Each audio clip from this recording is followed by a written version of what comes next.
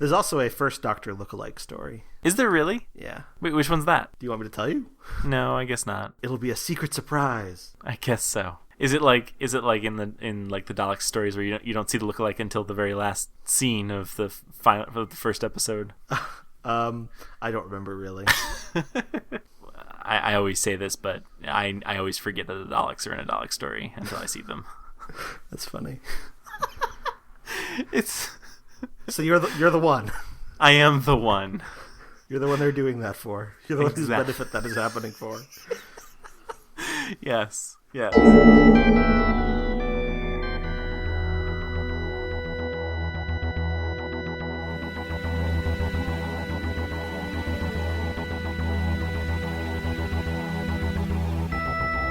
I'm Tom Dickinson. And I'm Louis Midas. And this is The Cloister Room, a podcast about Doctor Who and other things.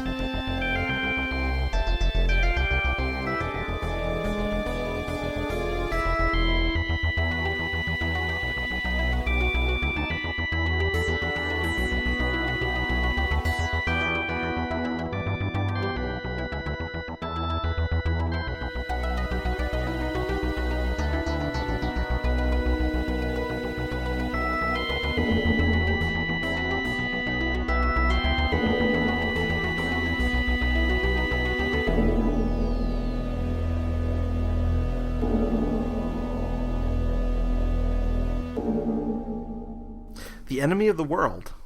Yeah, that enemy. How did you find The Enemy of the World?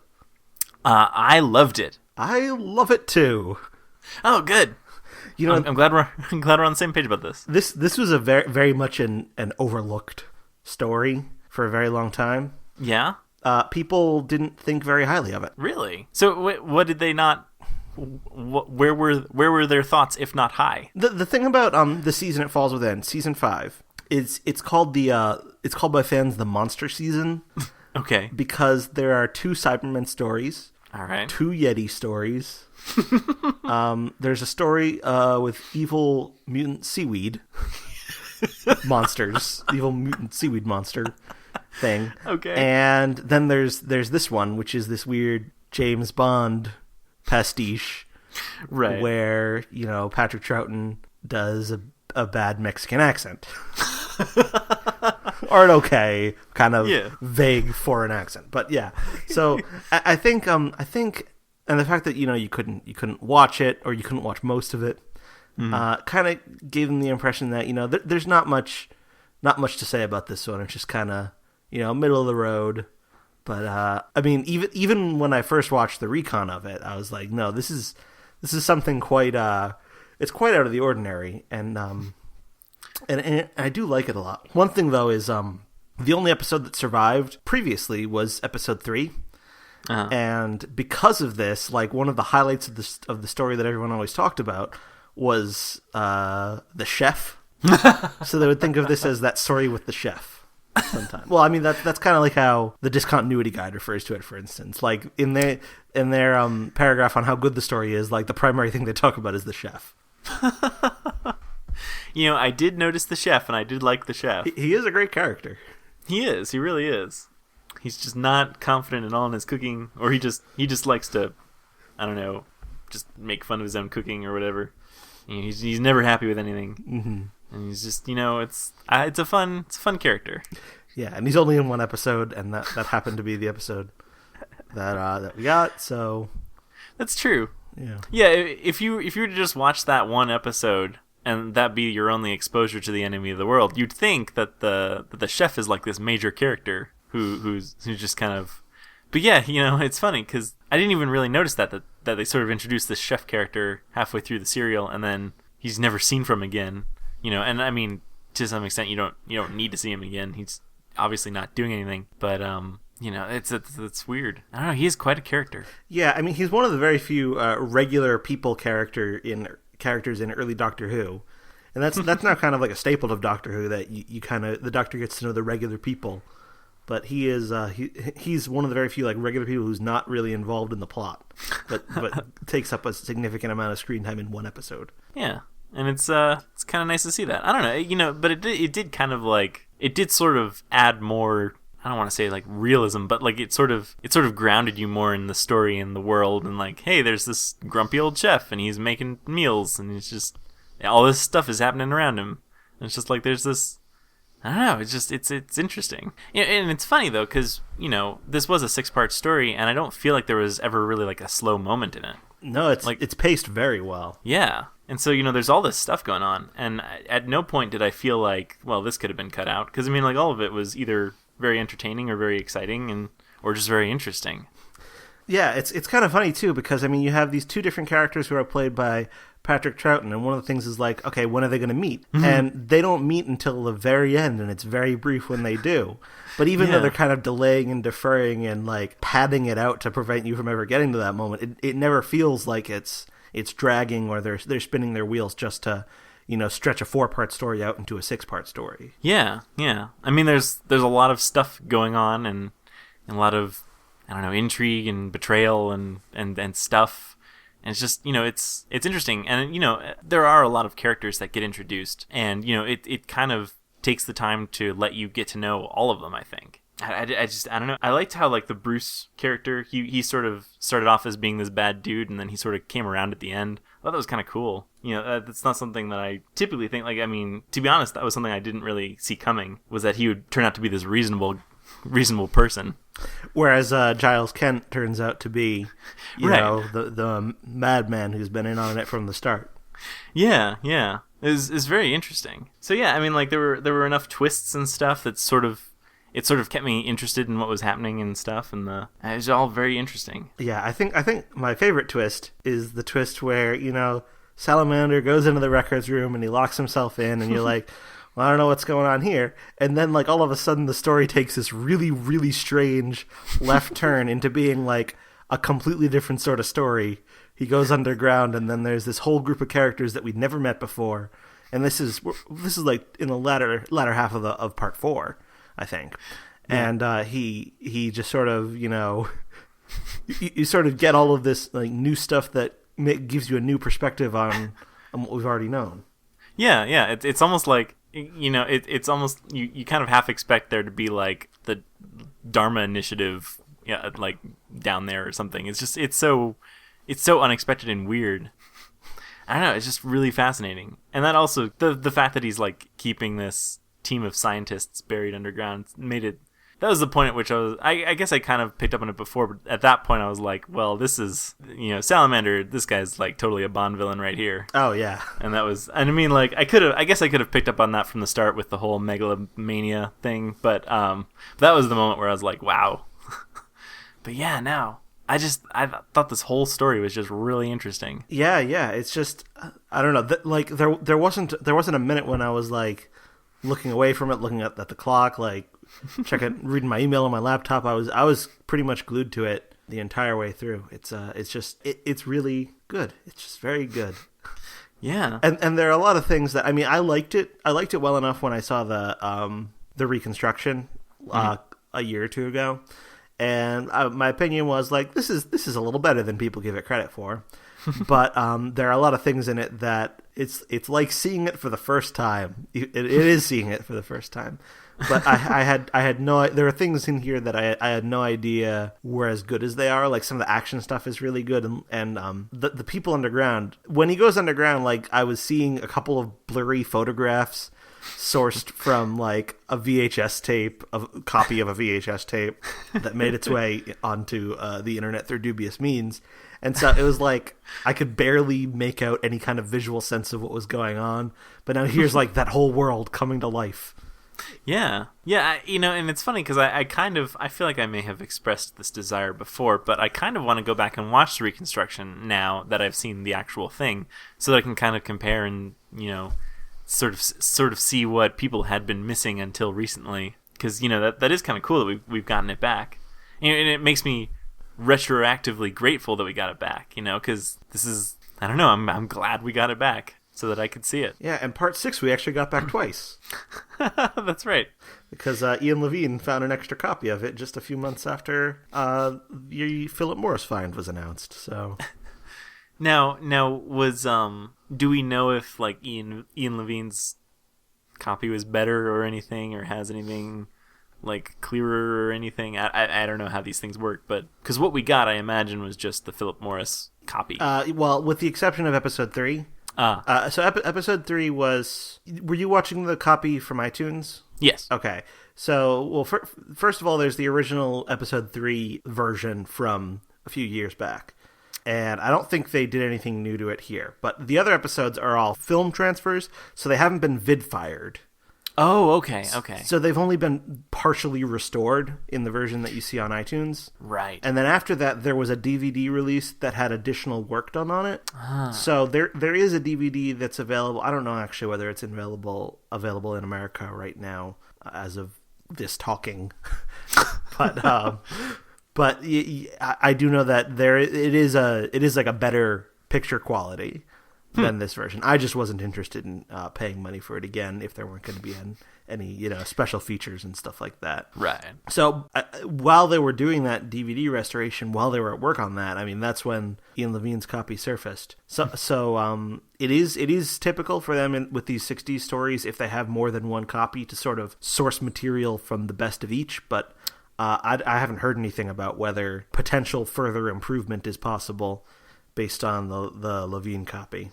But you never know. There might be another release. Could be. Well, yeah, and I mean, like, thinking back, I can't, like, think of any... I mean, I guess I wasn't really looking, but I couldn't think of any, like, spots where there was distortion or I don't know, dirt or something. I don't know what various problems that could arise from film. I didn't notice any. Yeah, well, the only thing I really noticed was that the restoration on episode 3 was much sharper and clearer than the ones on the other ones that have a little bit more, I don't know, a little bit more like washed out in terms of clarity, a little more filmy movement instead of like the video look. I didn't notice that, but I guess I wasn't really looking, so I guess now I can go back and look. Yeah, one of the things that's very different from the reconstruction to the real thing is in episode 1 when Patrick Troughton takes his clothes off and runs into the sea, and I mean that's not very interesting when you're listening to just the sound of it and seeing a still photo of a beach, but it's he's kind of, I don't know, it's kind of funny just to watch him frolic.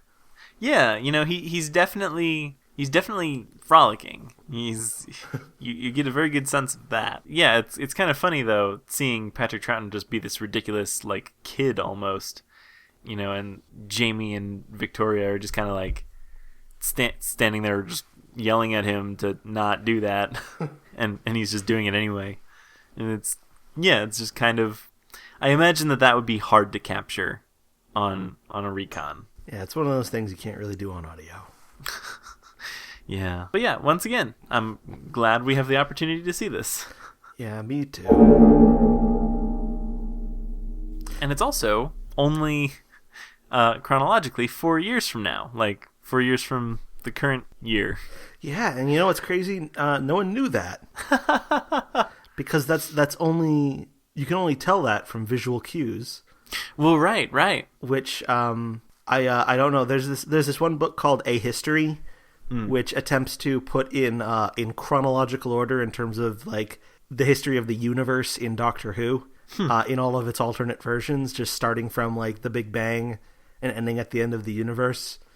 And I forget. I don't know whether they got this story right, but I think they got it close to right. And so I remember the author of that book, I think it's Lance Parkin who writes that book, was very proud when it was found out that he was very close. I don't know if he was exactly right, but yeah. Yeah, that's true, because I think like the thing that, I mean, there may have been other visual cues that I just kind of missed, but I do know that there was some sort of registration in like the helicopter that said that it was valid until December 31st, 2018. Mm-hmm. But I don't know if there were others. But yeah, that is something that you wouldn't get with just audio. Yeah, the only other one I know of is there's a newspaper clipping that says 2017, and he points to it and says, "This is just from last year." Right. So, that's interesting. But I can't wait for some of that fashion to get here. Yeah. I like I like Giles Kent's very basic, like just a vest. Yeah, just like a vest over just like a pullover shirt. That it's just very, very basic. Yeah, so I hope, even if they're not right about, like the overpopulation and famine and stuff, hopefully they'll at least be right about the fashion. Yeah, one of them. There was one good collar too. I saw that's right. Looked like a stiff plastic collar or something. But yeah, yeah, I seem to recall that. Speaking of fashion, I like Jamie and Victoria's matching skirts.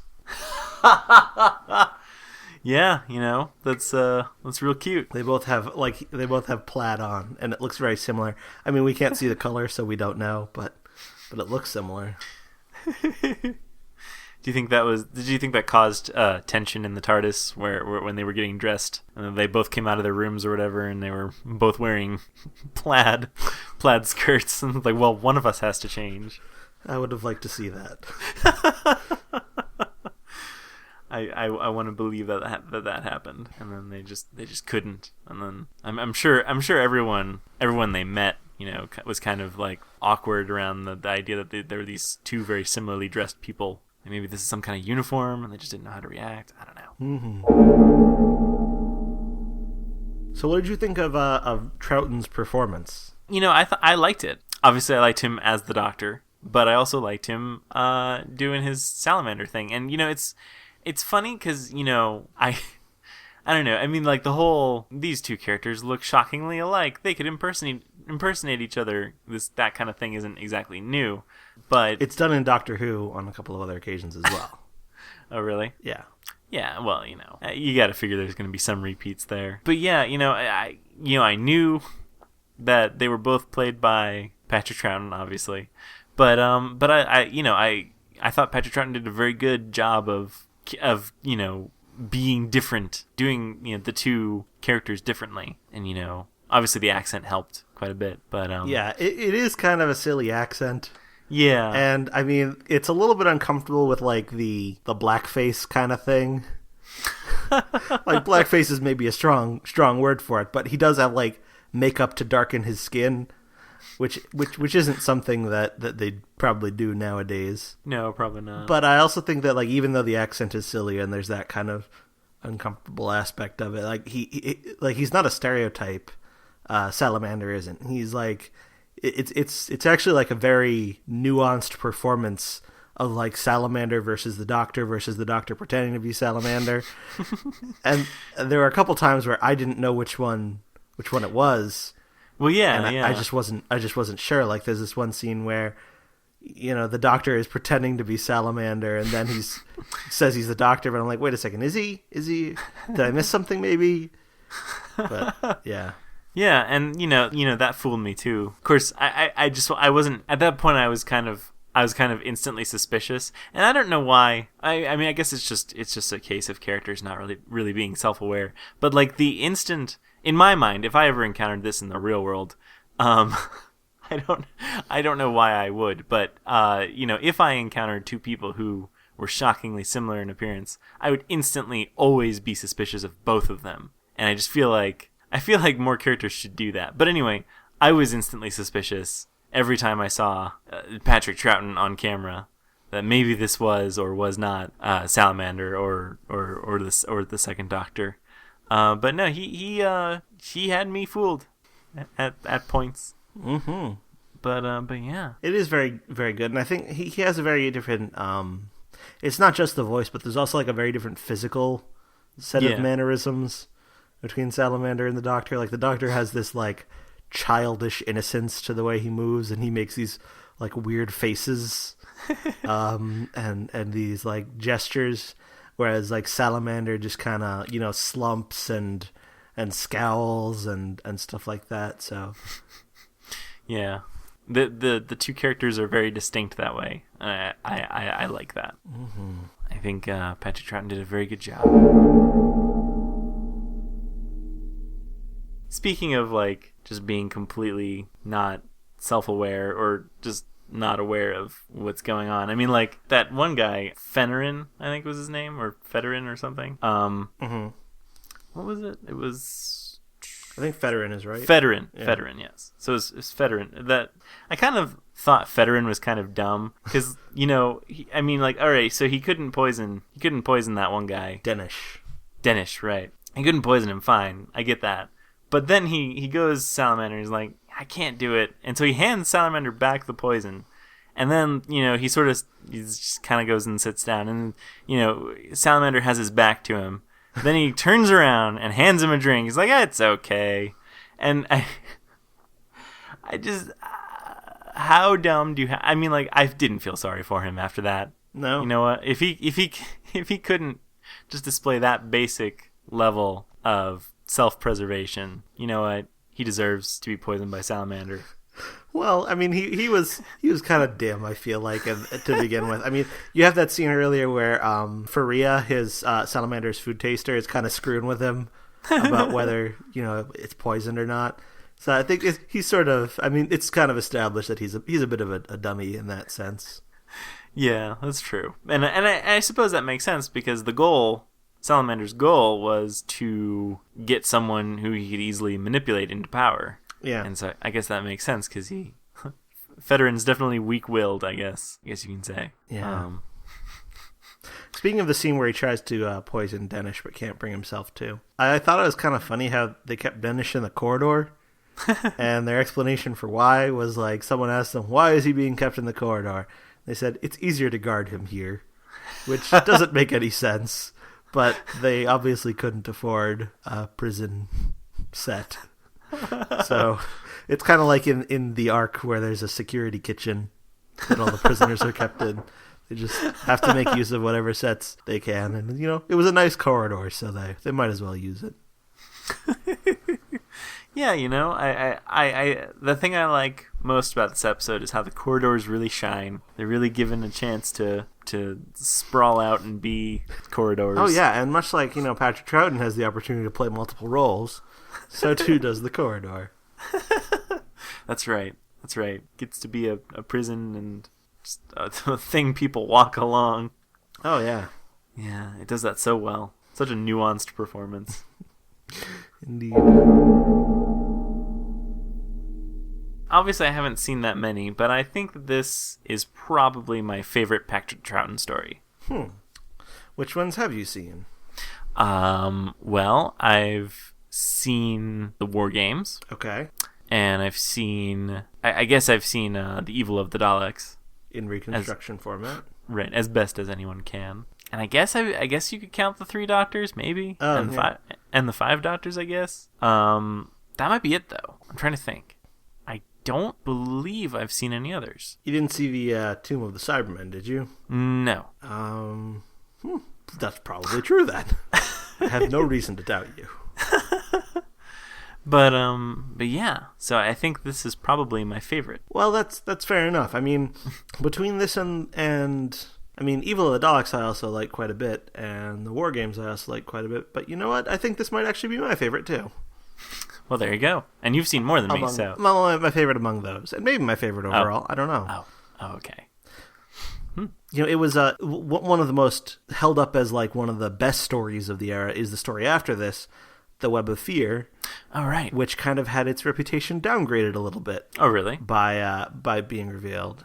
Yeah. Or at least that's the impression I got. I haven't actually seen it yet. But this is my first time watching this since it was announced. So I don't know. I don't know whether it lives up, but I got some impression that, this was the big surprise for people, and The Web of Fear maybe didn't live up to the hype. Huh. That's kind of tough, because that, especially when an episode is built up so much and that maybe doesn't quite live up to those expectations. So I guess I feel sorry for The Web of Fear. Poor Web. It just wanted to entertain people. What did you think about the ending of this story? I to be honest, I thought it was a little bit I did not expect it. And it was weird because in iTunes I had downloaded 6 episodes, and so I sort of was plotting out in my head like, okay, well, so this as I got to episode 6, it's like, all right, well, this story looks like it's wrapping up. This is good, and within the last 2 or 3 minutes of the episode, Salamander sort of sneaks his way onto the TARDIS, not really sneaks, but tricks his way onto the TARDIS. And I'm like, oh wow, this is like, I was like, well, this looks like it's going to end on another cliffhanger, and then there's going to be a 7th episode.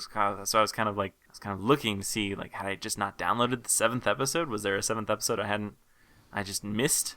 But yeah, it sort of seems like this is gonna be like some big showdown, and it kind of is. It's kind of a showdown of Salamander versus the TARDIS, as the TARDIS sort of flings him out into, I guess, space. I think that's supposed to be the vortex. Oh, I guess it would be. But yeah, so that was like, I was not expecting that at all.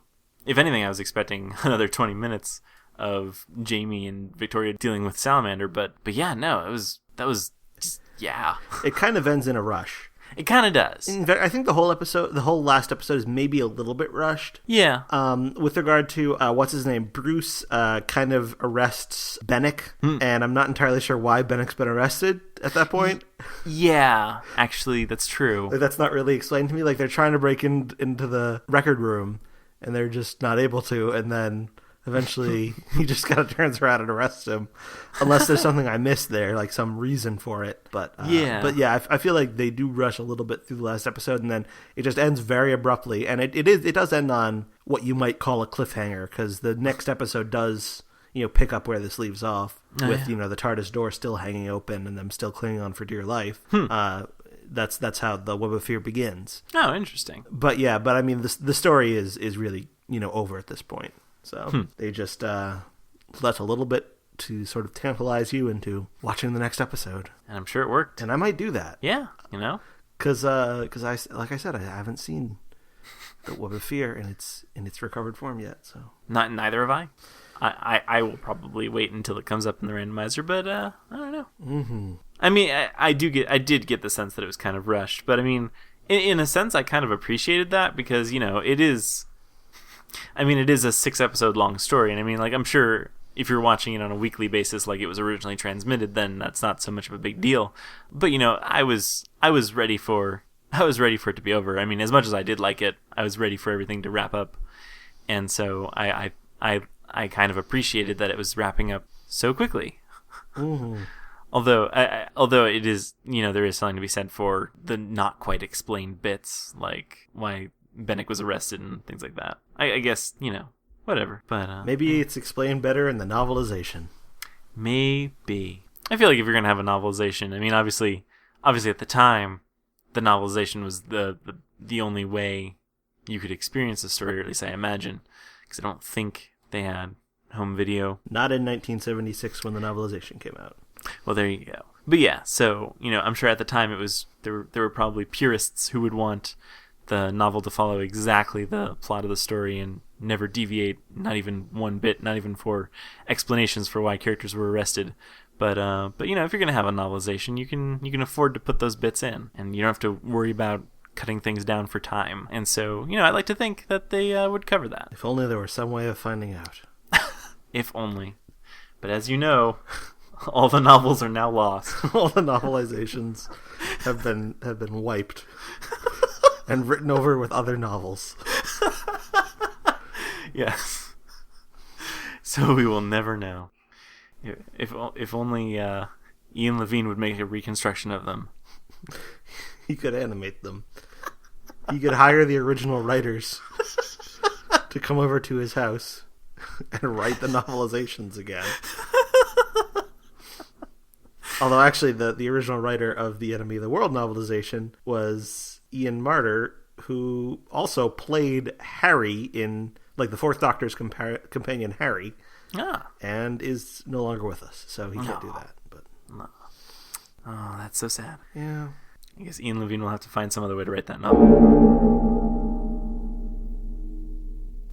This was the last story to be produced under the authority of Sidney Newman.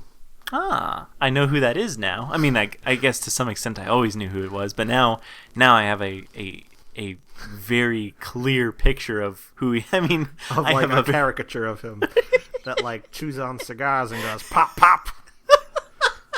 No BEMs. He probably liked that there weren't any BEMs in this story. That's true. Well, yeah, it is somehow knowing of that caricature though sort of connects me more to him on some kind of, I don't know, emotional level. So yeah, I'm sure it's not at all an accurate portrayal, but it does help remind me who that is. Yeah.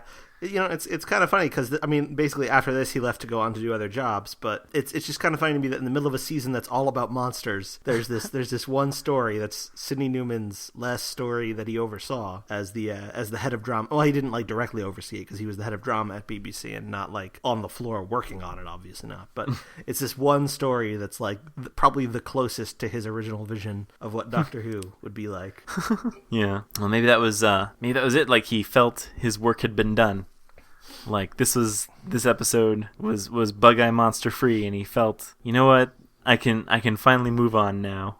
Yeah, and it was written by David Whittaker, who was the first script editor of the show, and was sort of he was left out of an adventure in space and time. They didn't put him in it, but he was sort of largely responsible for the creative direction of the scripts in the early years of the show. So maybe he was as a tribute to Sidney Newman, he wanted to go out with a pop. Just like Magnitude. Yeah, well, and, I feel like there may have been room for a bug-eyed monster if they'd have felt like it. I feel like in the caves down there, they could have probably thrown in some kind of bug-eyed monster to sort of terrorize people. And, maybe in the original draft, that guy who Salamander killed, I can't remember, maybe in the original draft, he threw him to the bug-eyed monster, and that's how he died. Yeah, that's what it would be like if this story was made today. They would have to come with some monster. Right. Well, yeah, and I know I gripe about this every single time, but I think that this more than anything proves that you can have a good story without one. If only they let them. Yeah. Oh well. What do you think of Victoria as a companion? I don't know. I don't have any I don't really have any strong feelings about her. Because we saw her introduction in The Evil of the Daleks. That's right. But she wasn't much of a companion in that story. She was just sort of there, and at the end, everyone she knows is dead. So the Doctor just kind of takes her with him. Right, and that's very nice of him. I don't know. Because she's supposed to be from, the 19th century? Yeah, somewhere thereabouts. I don't really get, a particular sense of that. I don't know. Obviously, it's just going to be, I don't know, you're written however you're written, but I didn't really get a sense of that. Well, I think that's somewhat true of Jamie as well. Oh, that's true, because he's historical as well. He's like a Scottish Highlander from hundreds of years ago, but he just kind of seems like a rather contemporary dumb guy in a kilt. And he's great, though. When I say dumb, that's not to disparage the character, because it's a great character. Right. Well, yeah, I guess he doesn't know what a helicopter is, though. Exactly, that's true.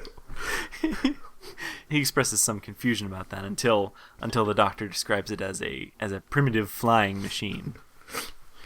And I guess sure. I don't know, that's kind of a weird. I guess it is primitive from the Doctor's perspective, but from Jamie's perspective, I'm sure it was the bee's knees. But I don't know.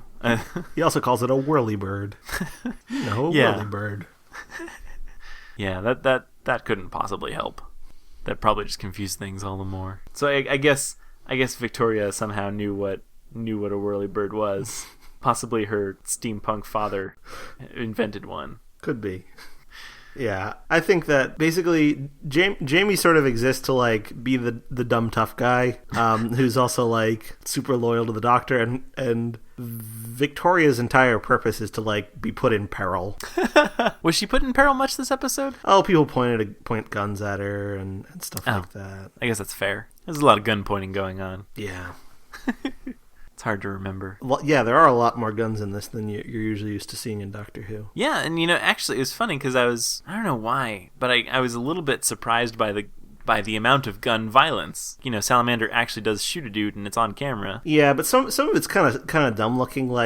He'll shoot them in a way that should be a lot more immediately damaging, and then they'll just kind of stagger away and sort of slump down. That's true. But there is a lot more gun violence. My favorite bit though is the bit where the Doctor has Bruce at gunpoint and then forces the gun into his hand and then points it at himself. And I thought that was quite clever. Yeah, that was a surprising turn of events. Well, because I don't know. There's only so many ways that scene can end, and so the idea of the Doctor just kind of like giving him the gun, that's kind of a very unexpected way for a scene like that to play out. Right. And I like that, and I do. I like the second Doctor and how he kind of does these sort of weird and unexpected things. I think that's kind of and I do really like the second Doctor. I think he's cool like that. Yeah, he is among my favorites, to be perfectly honest. Yeah. There's one quote of his from this episode that is one of my favorites. It's from the first episode, and Astrid tells the Doctor, "They hate you," and the Doctor says, "Me? I'm the nicest possible person." Yeah, that is good. And just that line and the delivery of it, it's just very memorable. I like it a lot. Well, it's kind of funny because the Doctor is a little bit mean at points, I think. Like when he's pretending to be Salamander. And I mean, maybe this was just him pretending to be Salamander, but he was kind of mean to Victoria and Jamie when he was taking them in and interrogating them. And maybe he he sort of kept the ruse up too long, and he was kind of antagonizing them. Mm-hmm. But that didn't seem very nice. But I guess he could have just felt like he had to do that. I don't know. Who knows? Who knows? But I really like the second Doctor. And it seems like it's been a while since we've seen him, except for in the Three Doctors. I'm talking, of course, in our randomizer. Yeah, in the randomizer. He, because there's a lot of second Doctor stories out there, including a lot of missing ones that we've yet to see. Or a lot of allegedly missing ones. That's right. Ian Levine could strike gold. Well, there are still rumors that there's more to be announced. Yeah, I don't pay much attention to these rumors, but what are those rumors? Is it just that there's more? Yeah, basically that Philip Morris, who found these two stories, actually found a lot more, and this is just sort of the start, and that there's some kind of holdup that is preventing them from all being released at once, but that eventually we'll see literally every episode. That's the most outlandish version of the rumor. The least outlandish version of the rumor is that Marco Polo is also back. Well, that would be exciting. It would be nice to see that. But I mean, like, I almost, like, I don't typically believe these kinds of rumors. But I want to say that I feel like that's kind of reasonable almost, just because I feel like these two episodes were sort of rushed out, I guess, maybe because of the 50th, and they wanted to get something out in the 50th year, and they thought that would be cool, and I can understand that. Yeah, well, the main substance of the rumor that has people believing that there's more is that Philip Morris, who would be behind it, when people have asked him, in interviews that came about after the publicity from the release of these two stories, they've asked him questions like, is there likely to be more? Do you think there's more out there? And his answers to these have pretty much always been along the lines of, expect the unexpected, it's a great time to be a Doctor Who fan. And pretty much no one will deny anything. No one is, the only thing is, Steve Roberts, who works on the Doctor Who restoration team that restores these episodes and makes them suitable for sale. He said last month at the Gallifrey 1 convention in California. He said that we aren't currently working on anything, including any episodes that are thought to be missing. But personally, I think that Philip Morris has found more. I've got no evidence for that, but just the fact that no one is denying it and he keeps hinting it, I think he's got more, and I think that you'll be seeing Marco Polo or possibly other things before the end of the year. So that's what the guy who works for the restoration, basically is part of the restoration team, who does the restorations, he says he doesn't have any evidence, but he thinks there's more. Well, there you go. Well, that's kind of heartening, I guess. I mean, like, I do think that there is something to say for the fact that they are not denying anything. I mean, they could just be, I don't know, toying with us, but they could also have something. Yeah, the only thing that's being explicitly denied is that the restoration team is currently working on anything. And I mean, as far as we know, someone else could be. They could be going to different people from who they usually go to restore this stuff. So who knows? Who knows? It's always possible. Did you see the sort of episode descriptions in iTunes? I saw that there were descriptions, but I didn't read them. They all have spoilers in them. Do they really? Yeah. Oh, well, that was a good thing I didn't read them. Including, like, spoiling things that are from episodes after the one that it's the description for. So there's, like, in the episode where, like, the underground scientists are revealed, it's like, Salamander goes down to the to the secret underground lab where there are people who are about to die.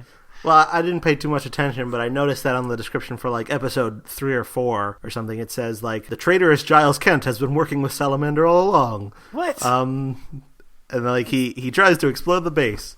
That's terrible. Maybe they just put the wrong description on the wrong episode. But, I think that shouldn't go on any episode because it's a spoiler for the last episode. Well, right. I mean, like, yeah, and especially, given, like, modern day kinds of episode descriptions that you get in, like, TV Guide or whatever, they're incredibly vague. Like, it's basically like conflicts cause tensions to escalate or something like that. And, like, that's kind of what I'm expecting. I expect, like, this character meets an old friend or whatever, and they're especially vague for Breaking Bad in the final season. That's true. Like, Walter adjusts to recent developments. That's right. Things like that. Like, something has happened. Yeah. Well, in the final episode, according to my DVR, it just says the story concludes. So I wish they had done that for part 6 of The Enemy of the World. Yeah, I don't think they know. I mean, I don't think I know who the audience was for these descriptions. Like, whether they're trying to market to fans that have seen the recon and are now going to be buying the episode online, or fans who have never even seen a Patrick Troughton story. This might be the first one they've ever seen. Well, yeah, because I mean, like, I understand, like, I guess if you wanted to, if you just wanted to jog fans' memories of stories they've already seen, then yeah, that's fine. But I mean, like, there's no way to know. There's no way to know who's going to be buying this. And I mean, like, also, if you're trying that hard to jog the fans' memories, are you expecting them to just, like, buy one episode, like buy their favorite part and just cling to that? Well, some people only bought episodes 1, 2, 4, 5, and 6 because they presumably already had episode 3. I guess that's fair, but. The trailer gives it all away, too. Oh, does it? Yeah, there's an iTunes trailer that, if you bought all 6 episodes, then it was probably included as part of the package. Oh, yeah. But it gives it all away up to and including, the Doctor and Salamander in the TARDIS and Salamander being, thrown off into the void. Wow. The very last shot of the episode. I guess, well, because, in shows like Battlestar Galactica, they'll sort of... this is the reimagined Battlestar from 2004. They would do a thing in the opening credits where they would show very rapid fire clips from the episode that you were about to watch, and so it would give away sort of things like, well, that Starbuck is going to get thrown against this table or something, and, like, you'd know that much, but then you wouldn't know anything else. And I kind of liked those, or, well, I learned to accept them, but I sort of mentally justified those as being like, well, I guess now I can look forward to finding out the context of these little tidbits. But I mean, like, so maybe that's what they were trying to go for with the iTunes trailers. Like, all right, now you get to see if it's Salamander getting thrown out of the TARDIS or if it's the second Doctor getting thrown out of the TARDIS. Yeah, that's not clear from the trailer, so you never know. That's right. You don't know which it is. So maybe that's what they were hoping for, sort of keep you intrigued for that. Although in that moment, like, the second Doctor, Troughton walks into the TARDIS and he's in his Doctor costume. Oh, that's right. Which is kind of interesting because it's not clear to me that he would have had all that much time to change. Right. It sort of, like, has this kind of, like, he's back kind of quality to it, almost like the ending of The Time of the Doctor. That's right. When all of a sudden, he it's Matt Smith and he looks like Matt Smith being young again, like he's back the way he was. Yeah. Everything is normal again. Apparently there's going to be some kind of explanation in the new season as to why Peter Capaldi looks like the other characters in the Doctor Who universe. So maybe they should explain why Patrick Troughton looks like Salamander. I think that they should. I think that that's very important, and I want an explanation because I need one. I really do need one, and why the Sixth Doctor looked like that other Time Lord whose name escapes me. Maxil, yes. I need an explanation for those things. You don't understand. There's also a First Doctor lookalike story. Is there really? Yeah. Wait, which one's that? Do you want me to tell you? No, I guess not. It'll be a secret surprise. I guess so. Is it like in the Dalek stories where you don't see the lookalike until the very last scene of the first episode? I don't remember really. William Hartnell wanted to do a story called The Son of Doctor Who, which would have involved the Doctor having an evil son, also played by William Hartnell. But okay, so would they have done, or in Hartnell's vision, would they have done some sort of makeup to make him look younger? I don't know. Blackface. You say that, but Patrick Troughton wanted to do the Doctor in blackface. There's some quote out there about how, like, when he was first brought in to do the Doctor and they were talking about what he was going to do to make it different, he was thinking, well, why don't I do it in blackface and a turban?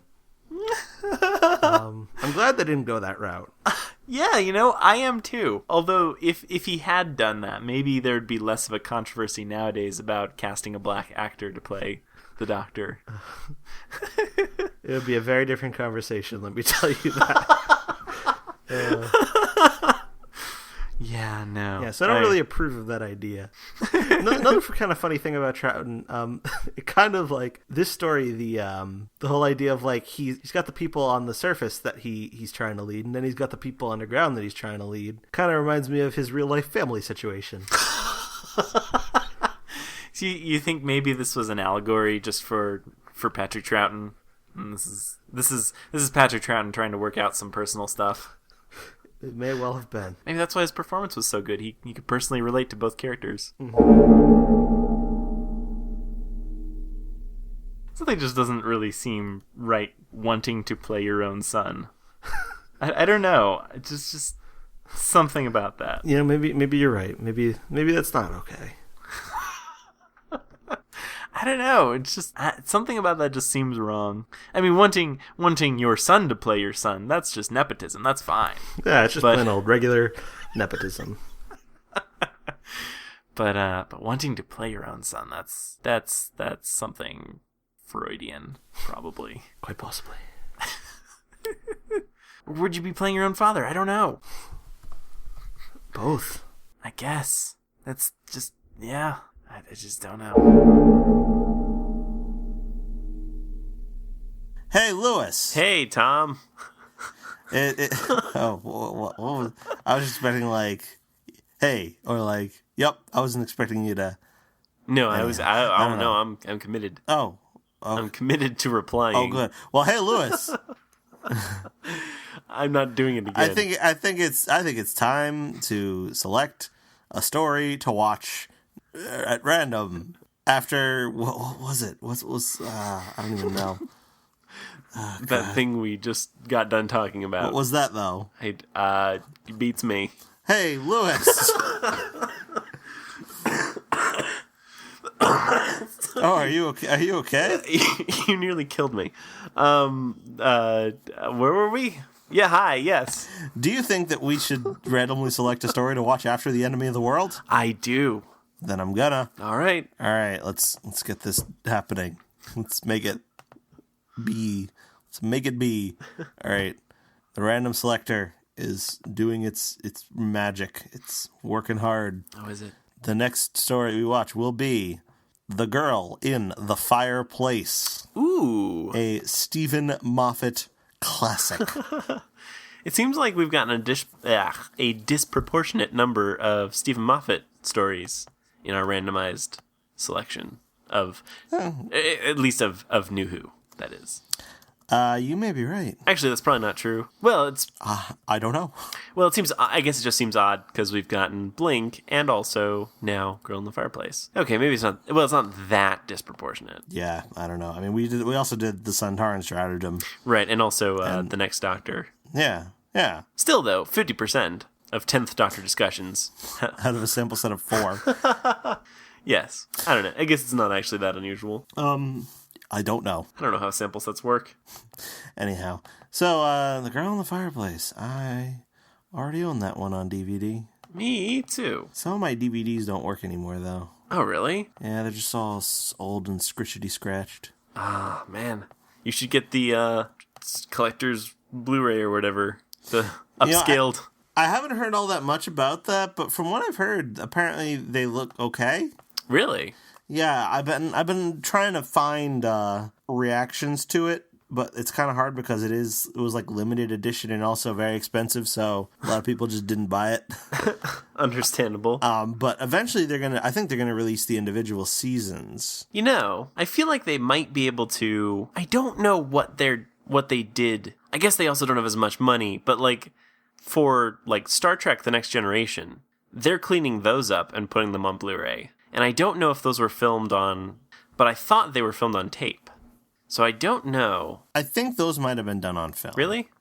Yeah, I think what they're doing with those is, I might be completely wrong about this, but I think what they're doing with those is they're completely recreating them from the original film with a new master, and like having to redo some of the special effects. Okay. I might be wrong about that. I'm not even a Star Trek fan, so I don't even know why I'm saying anything about this. But right, I was just I don't know anything about it either. Although I guess I consider myself more of a Star Trek. I don't know if I would say I'm a Star Trek fan, but I am a Star Trek occasional viewer. Yeah, I'm not even really that. Because I think I saw this in the context of a discussion about whether it was feasible to do the 8th Doctor movie on Blu-ray. And the answer to that is that it was shot on film, but in order for them to make a Blu-ray quality version of it, they would need to redo a lot of the work that went into making and editing and doing special effects on the film, which is not necessarily commercially viable to do in the case of the Doctor Who movie. I think someone said something like, "This is what they're doing for the Next Generation." I might be misremembering though. I just don't know. Okay, that could very well be. I don't really know. But anyway, like I guess where I was going was, if it's possible to do it with the Next Generation, maybe it's also possible to provide some sort of restoration or magical quality getting from lesser quality sources, but it actually probably isn't reasonable to do that. Yeah, I just don't know. I have to I'll have to wait until we hear more. I guess so. I'd like to believe that it's possible to magic quality out of nothing. I want to believe that. It probably isn't. No, probably not. They're better off just, reshooting all of Doctor Who series 1 through 4. Or just downgrade the quality.